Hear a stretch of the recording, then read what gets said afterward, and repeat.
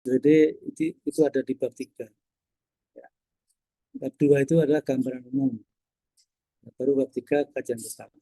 Tapi secara penulisan karya ilmiah, penulisan karya ilmiah yang apa, yang umum gitu ya, itu dasar pustaka, kajian pustaka itu ada di bab 2.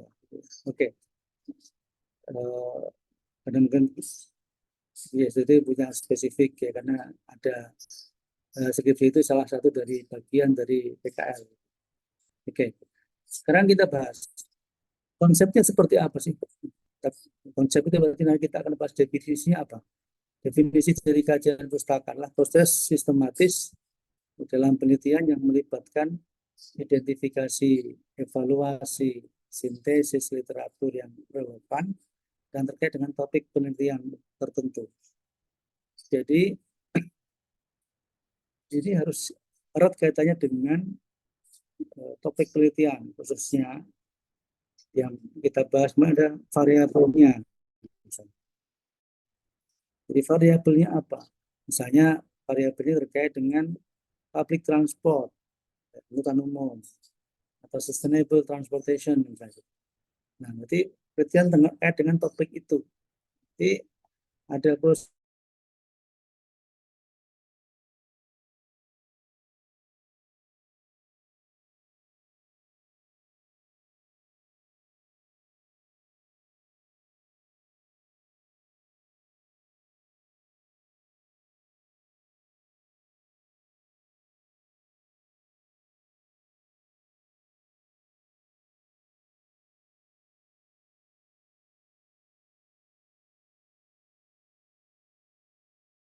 itu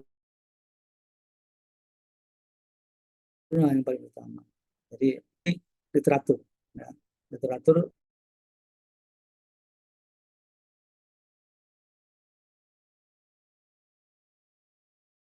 sesuai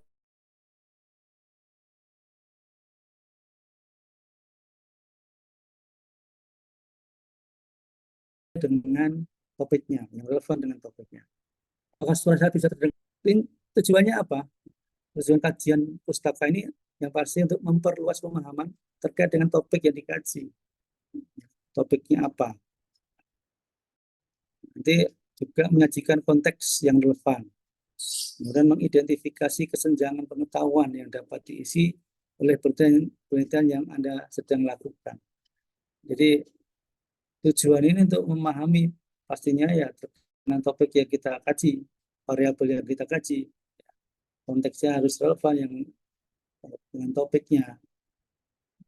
Sebisa mungkin kita bisa menemukan adanya kesenjangan, adanya gap dari pengetahuan yang ada, sehingga nanti dari hasil penelitian kita bisa menemukan hal yang baru, sehingga kita menemukan suatu kebaruan.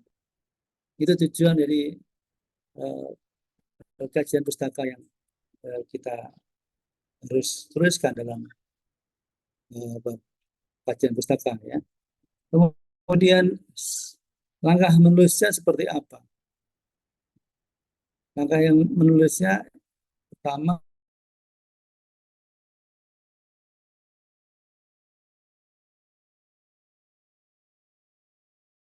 kita harus melakukan, nanti kaitannya dengan topik, kaitannya dengan variabel, itu nanti menjadi bagian yang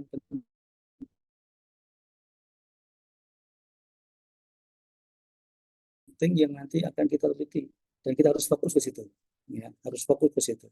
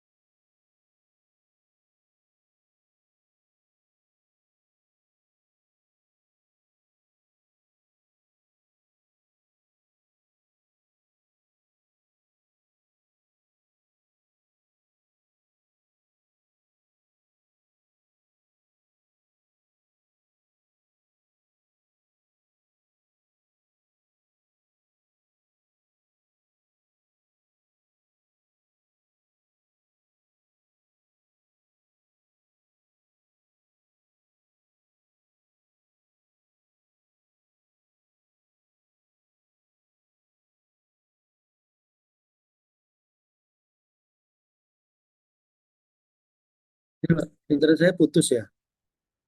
Saya ngomong sendiri tadi ya. Sep, terputus tadi, Pak. Aduh, ya, saya nggak. Sekarang gimana? Suara saya jelas atau ada masih terputus? Sep, Ya, izin jelas, Pak. Pak. Jelas, Pak. Sudah jelas ya. Oke, sebentar. Saya matiin ini dulu.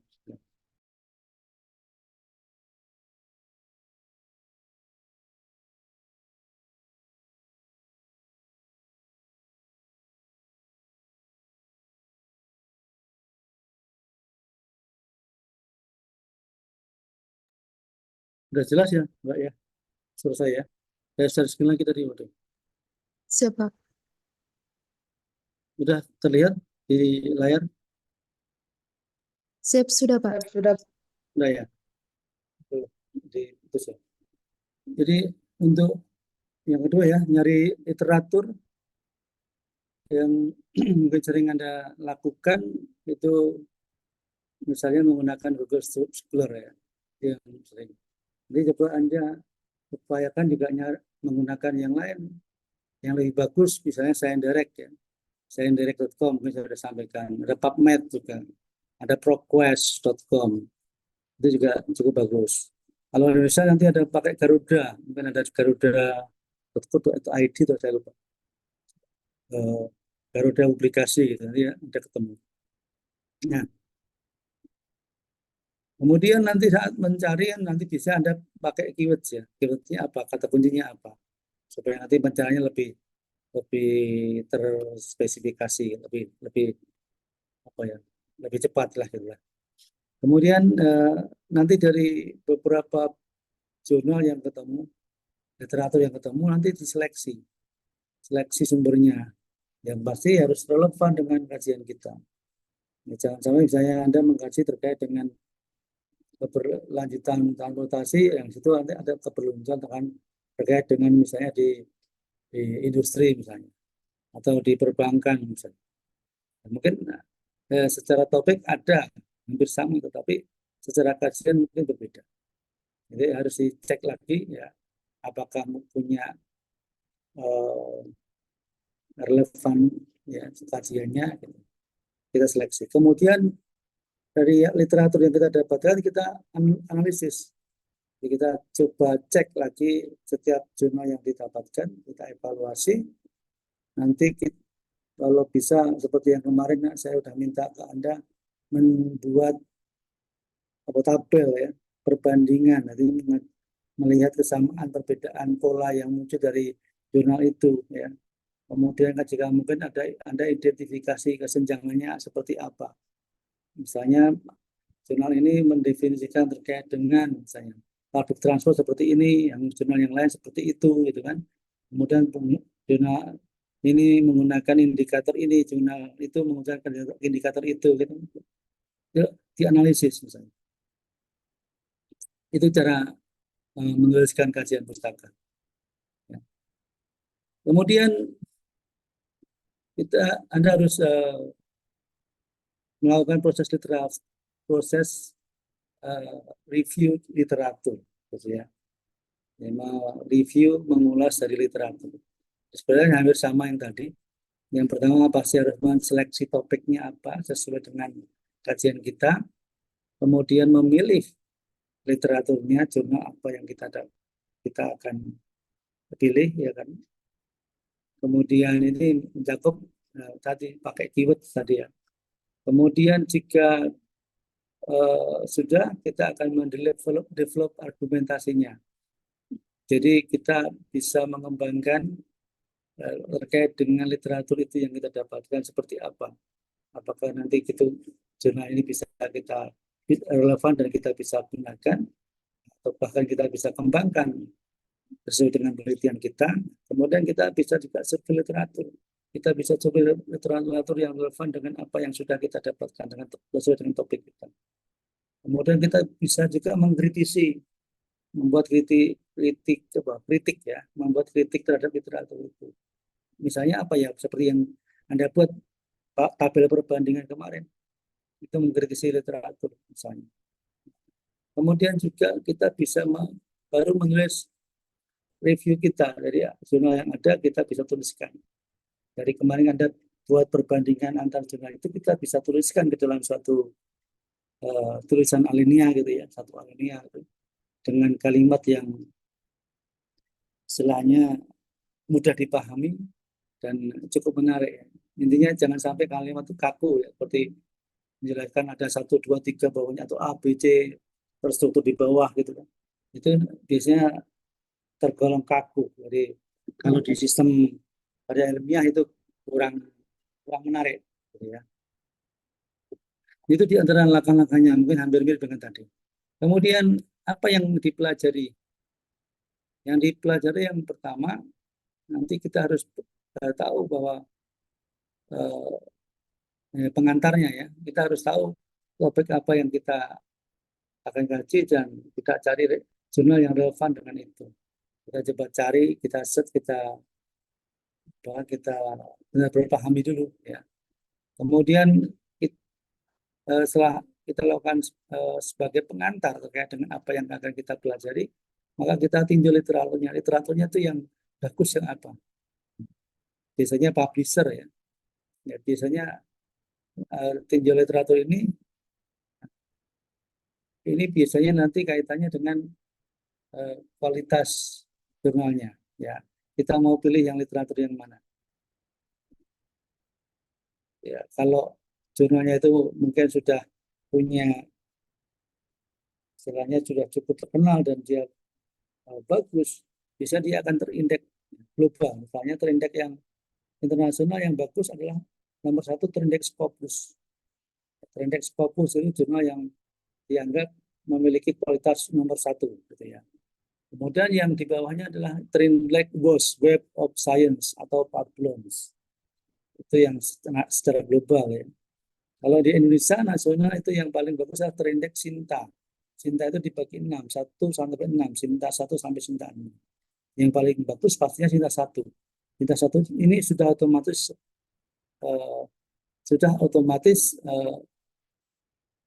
terindeks Scopus. Maka kalau yang tidak terindeks Scopus jurnal nasional itu di Sinta 2. Itu kalau nilai Sinta 1 anggap aja 10 atau 100. Kemudian Sinta 2 itu sekitar dia 90 atau 95. Sinta 3 mungkin di bawahnya sedikit, tambah di bawahnya lagi. Sinta 6 misalnya itu dianggap nilainya misalnya 70. Gitu. Atau mungkin di Sinta 6 ya sekitar 60 atau 65. Jadi itu menunjukkan kualitas dari publikasi jurnal, sehingga semakin bagus jurnal terindeks semakin bagus, biasanya dia memiliki kajian yang lebih bagus juga. Teori-teori yang dimuat juga bagus.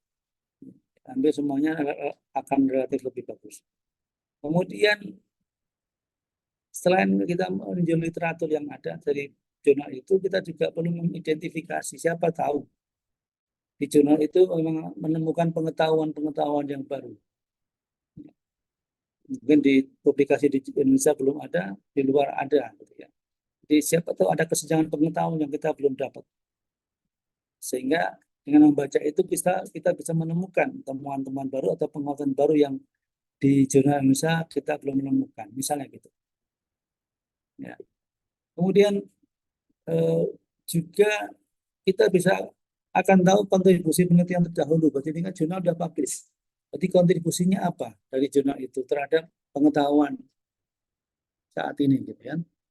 Jadi biasanya dia akan mendapatkan atau menghasilkan suatu novelty atau kebaruan pengetahuan atau kebaruan secara teoritis atau kebaruan secara praktis. Sehingga nanti Anda harus perlu pahami bahwa itu pengetahuan ataupun mungkin itu secara teoritis atau secara praktis itu harus dipahami benar. Kemudian Anda bisa kaji ya, menjadi bagian dari ilmu pengetahuan baru yang bisa Anda dapatkan. Jadi penelitian itu bisa berkontribusi, gitu ya. Kemudian juga perlu juga nanti disimpulkan, kesimpulan Anda bisa merangkum sampai dengan membuat kemarin ya perbandingan atau komparasi jurnal antara jurnal satu dengan yang jurnal lain yang relevan disesuaikan dengan apa yang kita inginkan, ya. Atau apa yang penelitian yang sedang kita lakukan. Jadi yang perlu dipelajari dalam menuliskan kajian pustaka. Kemudian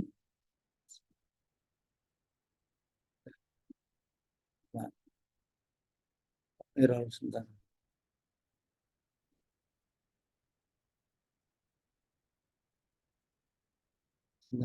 Error ya sebentar.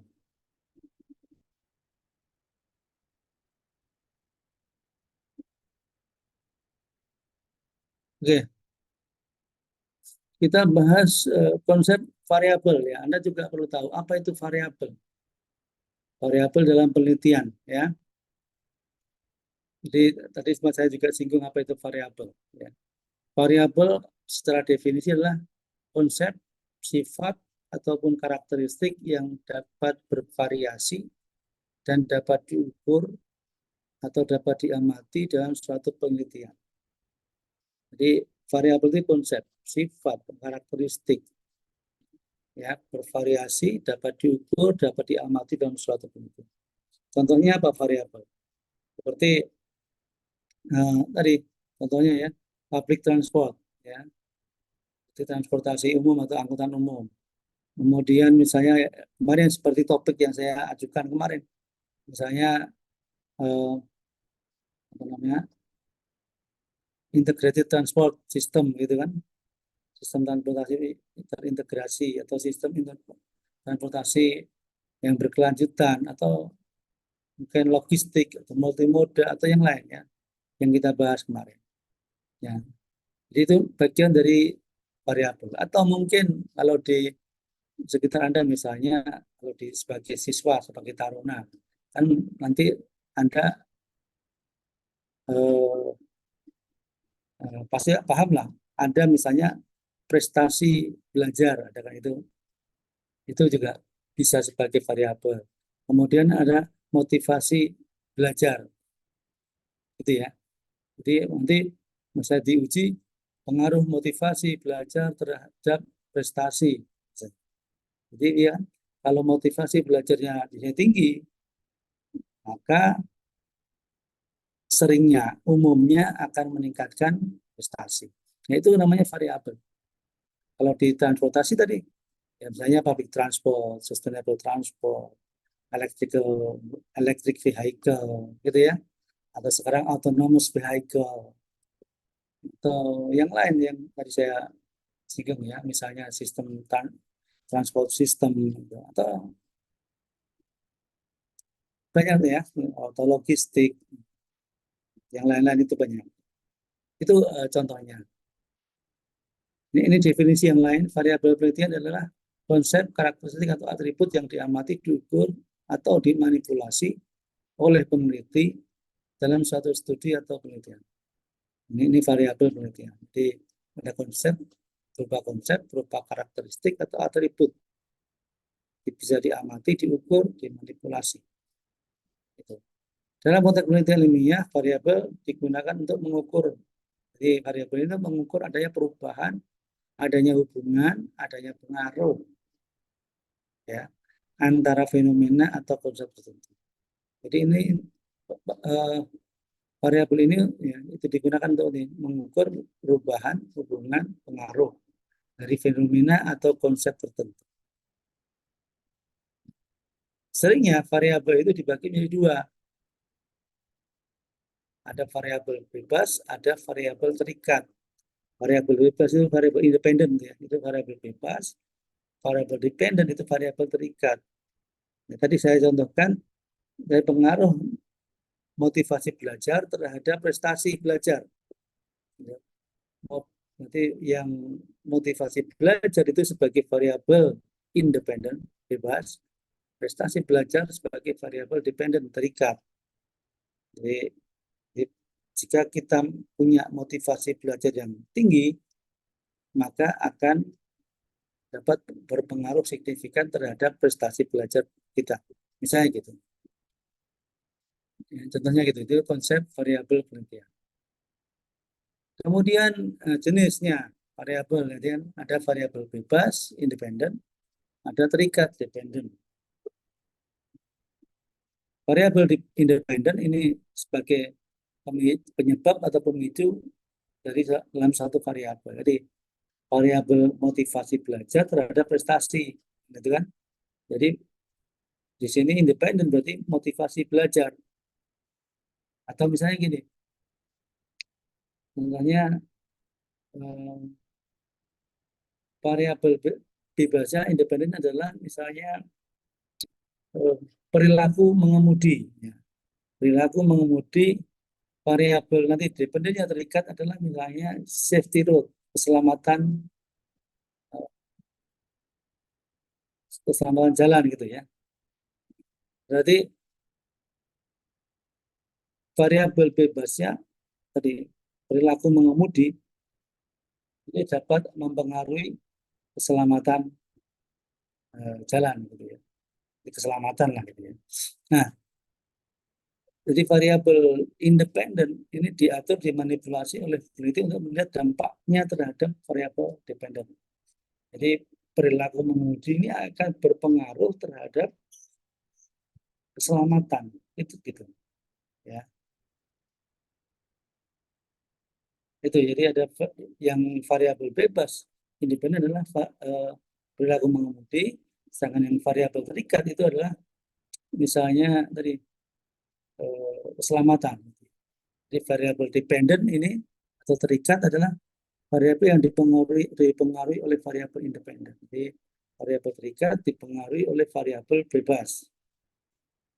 Diukur, diamati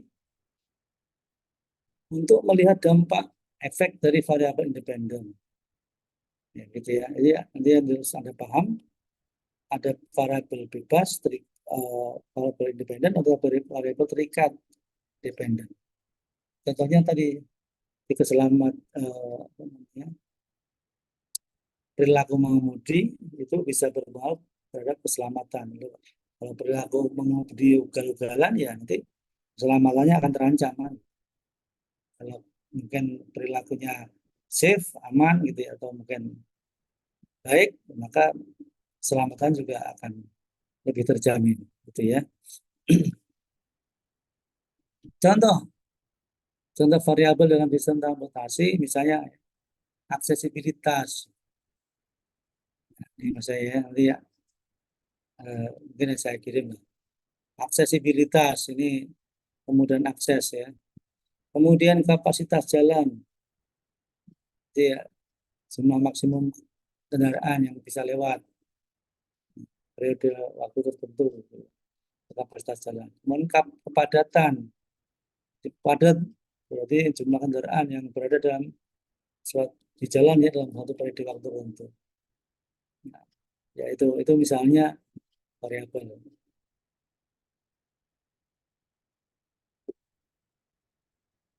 Kemudian ada hipotesis ya. Kita bahas hipotesis. Apa itu hipotesis? Hipotesis adalah dugaan sementara atau jawaban sementara. Hipotesis ini harus nyambung dengan tujuan penelitian. Jadi tujuan penelitian ada di bab 1 di pendahuluan, di bawahnya latar belakang, ada tujuan. Nah, di sini hipotesis ada di bab 2 misalnya, di bab 2 akhir. Hipotesis adalah proposisi atau pernyataan yang diajukan untuk diuji kebenarannya melalui penelitian atau pengamatan.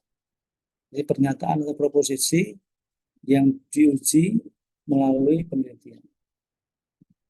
Ini nanti menghasilkan seperti jawaban sementara atau dugaan sementara. Kalau secara kuantitatif nanti akan dikatakan ya, hubungan atau pengaruh antara dua variabel. Nanti bisa diuji sebagai proposisi untuk menguji pengaruh antara dua variabel. Tadi saya contohkan pengaruh antara perilaku mengemudi terhadap keselamatan. Jadi kalau perilaku mengemudinya baik akan berpengaruh terhadap keselamatan. Keselamatan juga akan lebih terjamin. Itu yang paling penting ya. Jadi ini terkait dengan penulisan bab 2, di mana selain bab 2 itu selain nanti menuliskan konsep dari masing atau setiap variabel yang dikaji, ini juga ada hipotesis yang harus disampaikan. Ya. Kemudian selain itu terkadang juga ada ditambahkan namanya paradigma penelitian. Paradigma penelitian itu biasanya dituliskan dalam bentuk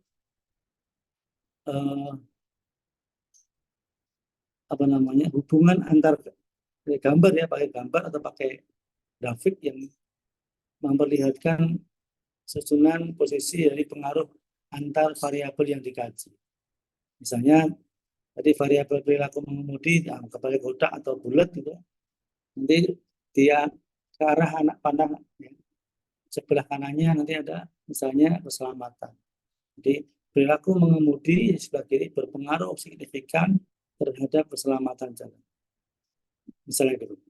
Jadi itu bagian dari hipotesis. Kemudian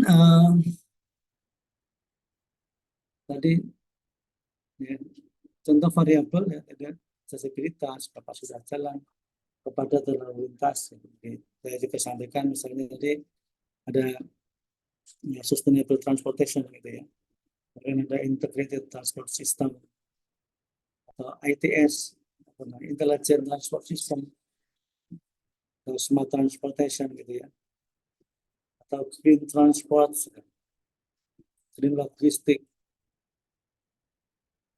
Jadi yang lagi ya cukup lagi naik lah gitu topiknya. Nah itu ya. Kemudian tugas ini ada tugas kelompok. Ini melanjutkan yang kemarin ya, tugas yang pendahuluan. Jadi ini tugas kelompok ini jadi menyusun kajian pustaka sesuai dengan topik yang kalian buat di pendahuluan. Kemudian perlu dilengkapi dengan kajian pustaka, dan mungkin akan lebih baik kalau diawali dari Anda mendapatkan komparasi jurnal yang sesuai dengan topik atau variabel yang dikaji. Ada beberapa variabel yang Anda kaji, misalnya ada 2, maka Anda juga harus membuat perbandingan variabel itu, perbandingan jurnal itu, ya ada 2 jurnal yang bisa dibandingkan. Paling tidak kalau bisa lebih banyak. Kalau bisa lebih banyak lagi itu akan lebih baik. Ya. Itu ya, itu tugasnya nanti melanjutkan yang kemarin saja. Jadi nanti tugas itu nanti mungkin dikirimkan saya kalau sudah selesai saja ya.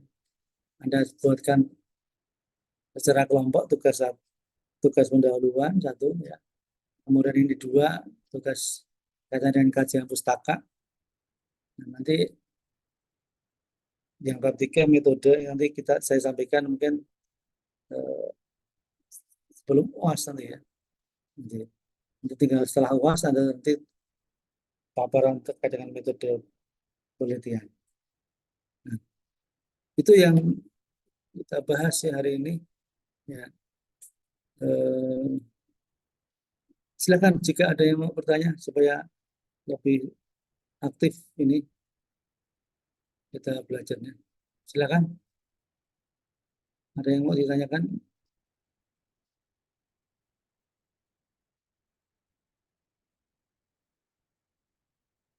Ya. Di menulis kajian pustaka. Jadi upayakan nanti di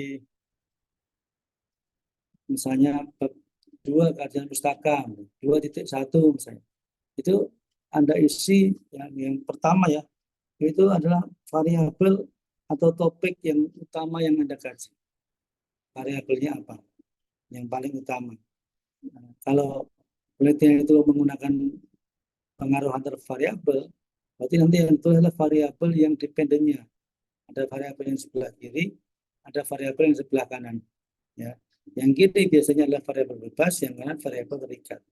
Maka yang ditulis gapnya permasalahannya adalah di variabel yang sebelah kanan.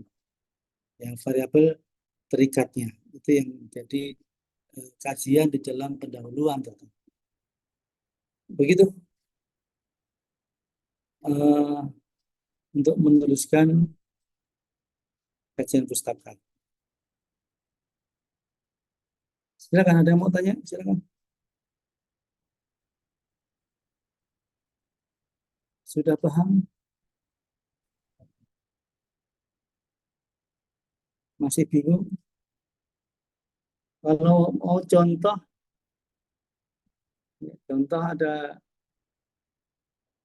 jurnal banyak, mungkin saya lihatkan contohnya. Sebentar ya. Contoh jurnal yang pakai kajian pustaka, mungkin saya lihatkan jurnal saya.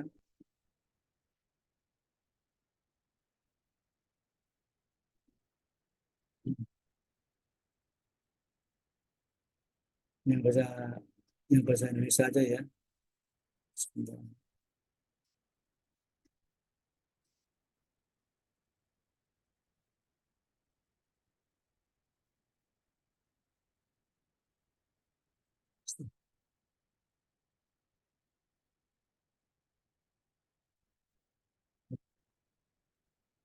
Kajian pustaka. Ternyata yang bahasa Indonesia pakai. Ternyata yang bahasa Indonesia nggak ada kajian pustaka. Saya carikan dulu sebentar.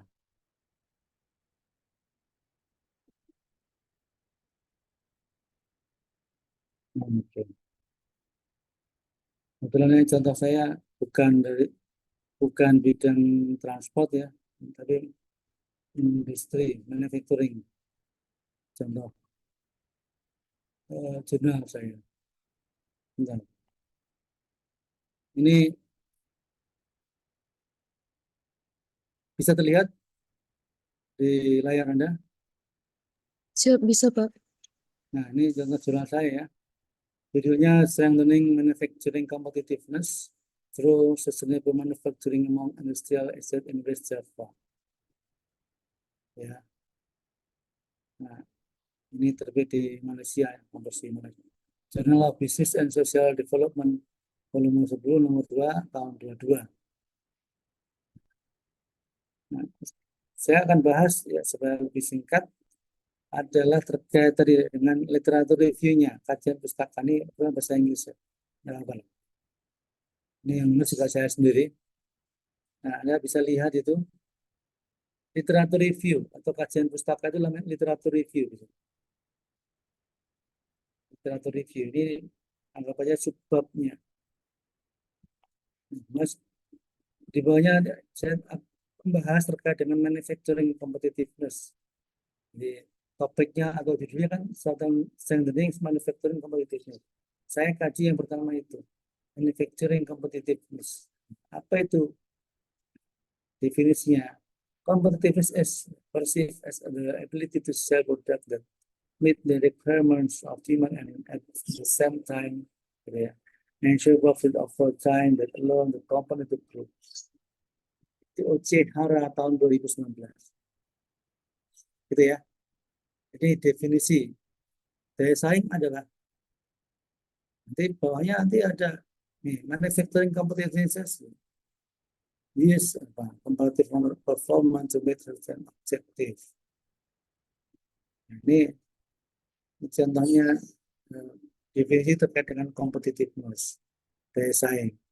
Kemudian yang lain lagi terkait dengan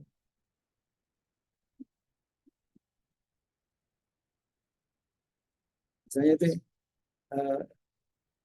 pentingnya mencapai daya saing dan keberlanjutan secara simultan gitu ya dalam industri manufacturing selama yang memiliki balancing keseimbangan antara kompleksitas, skill dan ketahanan dan efisiensi.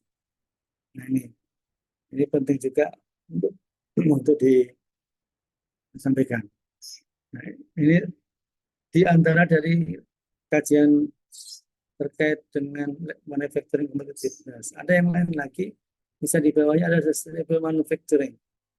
Jadi, industri manufacturing yang berkelanjutan. Ya, untuk mendefinisikan yang pertama pasti dia untuk memaparkan pertama dia mendefinisikan dulu apa itu sustainable manufacturing. Itu didefinisikan oleh Garrity and Tice ya, 2011. Kemudian apa perkembangannya ke depan? Seperti itu. Itu contohnya seperti itu. Kemudian yang lainnya juga sama, mungkin data yang penulisan jurnal yang saya lakukan itu sebenarnya juga bagian ada di eh, dari publikasi yang global ya, yang internasional. Karena juga ada yang Indonesia, tapi mungkin sekarang saya banyak yang pakai yang global ya. Nah, ini di antaranya. Ini teori-teori yang mendukungnya gitu ya. Sampai dengan nanti ada hipotesis. Hipotesis ya. Ini pengantarnya the research hypothesis formulated from the literature review as as follows ya. Misalnya hipotesisnya satu, economic factor have significant effect on sustainable manufacturing. Jadi ini hubungan pengaruh antara variabel independen terhadap dependent secara parsial. Jadi metodenya seperti itu. Kemudian ini para riset selanjutnya, kemudian masuk ke ini material and methods, metodenya terutama. Ini metodenya pakai apa? Kita bahas di pertemuan berikutnya. Begitu, ada yang mau bertanya? Silakan. Siap, izin bertanya, Pak. Ya, silakan. Siap, Pak. Untuk misalkan kita ini menggunakan metode deskriptif, apakah perbandingan dengan peristiwa yang serupa itu wajib dilakukan, Pak, agar data analisisnya lebih faktual atau malah menjadi tidak efisien, Pak? Siap, terima kasih, Pak. Ya, deskriptif itu menjelaskan, memaparkan terkait dengan topik yang kita kaji. Karena kalau namanya deskriptif, ini sifatnya biasanya untuk mendukung kuantitatif biasanya. Jadi yang ditampilkan dalam paparan deskriptif ya sebenarnya istilahnya hanya memaparkan terkait dengan misalnya karakteristik dari topik atau kajian yang kita lakukan. Sehingga kalau tingkat kedalaman dari penelitian itu atau tingkat ketajaman penelitiannya masih biasanya kurang. Sehingga perlu ada metode yang lainnya, misalnya ada kuantitatif, ada kualitatif, ada experience. Makanya kalau dalam penelitian skripsi tidak cukup jika Anda melakukan metodenya menggunakan hanya deskripsi. Deskriptif itu masih kurang. Ya. Jadi ya yang ditanyakan untuk menggunakan metode deskriptif itu bisa dilakukan atau bisa dipakai kalau untuk hanya menambahkan ya, atau mengkonfirmasi atau memperkuat. Tapi kalau hanya satu-satunya deskriptif itu biasanya kurang menarik. Ya, lebih menarik misalnya adalah kualitatif karena hampir sama kok. Deskriptif itu ya agak memaparkan, menjelaskan. Kualitatif juga hampir sama, tapi tingkat kedalamannya berbeda. Misalnya penelitian terkait dengan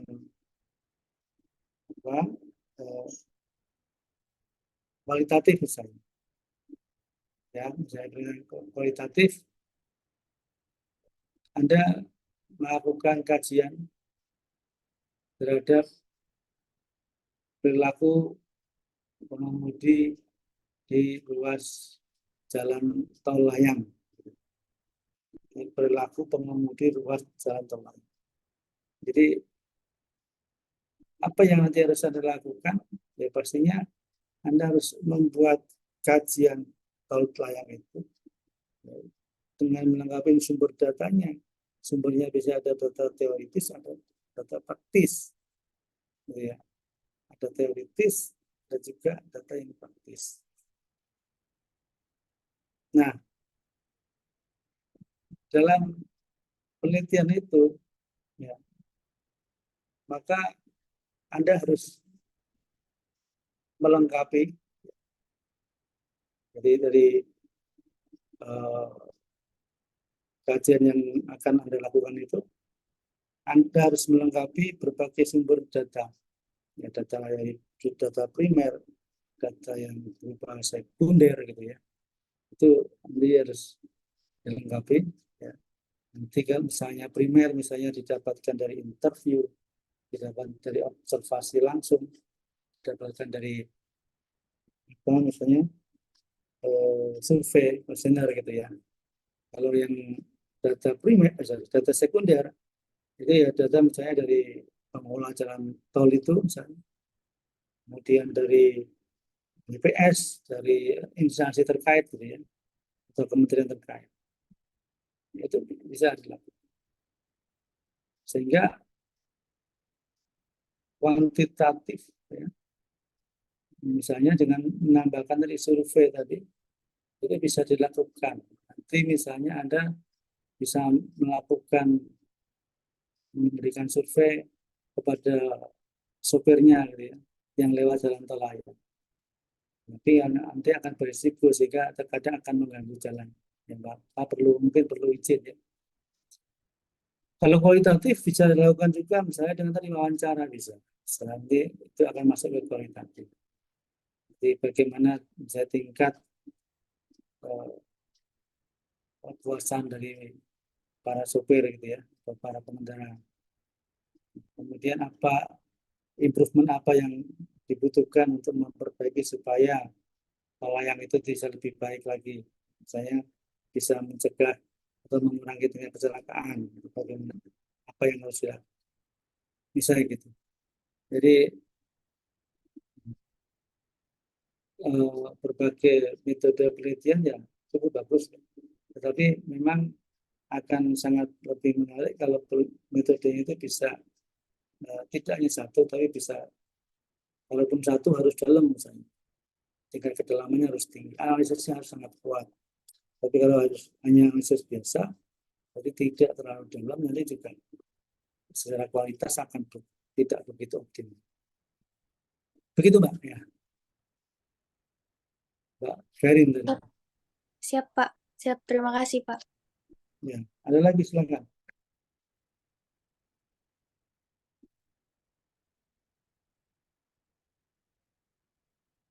Ya, nanti ya silakan nanti diinformasikan ke ya mungkin ke Adil ya.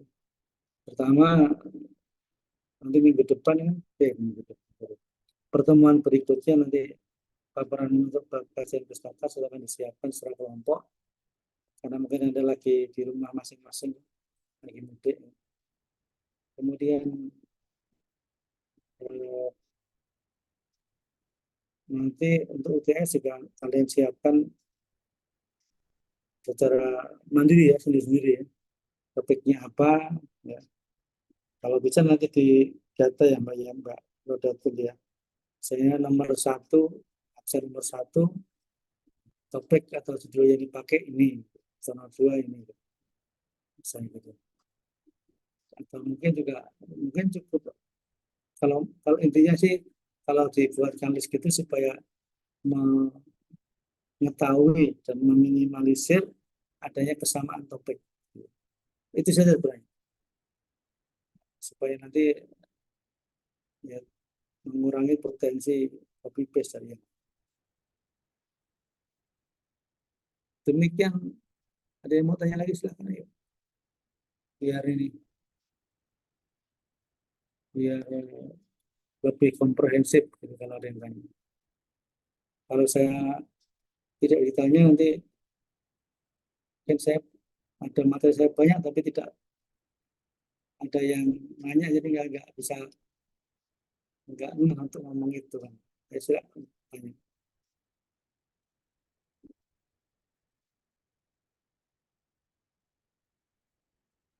Silakan.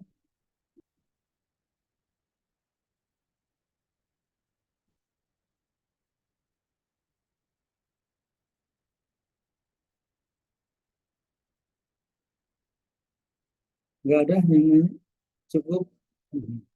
Siap, cukup, Pak. Cukup ya. Ini saya kirim materinya ini ya, di sini ya, di Siap, ini ya, Pak. di chat ya. Kalau nggak gitu saya biasanya lupa. Kalau anda nggak kontak saya nanti saya bisa lupa.